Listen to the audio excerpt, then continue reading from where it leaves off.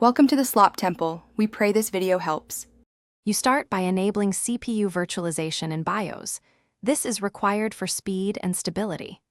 Next, install the Windows subsystem for Android or Android Studio emulator, depending on whether you want seamless app integration or developer control.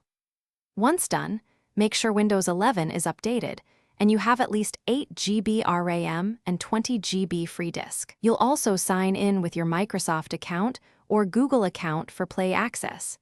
These steps reduce permission friction and simplify app installation.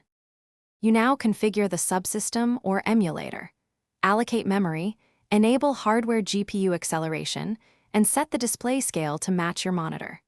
Then enable developer options and connect with ADB to install APKs or activate Google Play integration for official apps. Once done, map keyboard and mouse inputs and set network bridging so apps talk to the internet. Make sure to test a lightweight app first to confirm performance and that the virtual device approaches native responsiveness. You finish by updating Play services and all installed apps because outdated components cause crashes. Once done, optimize.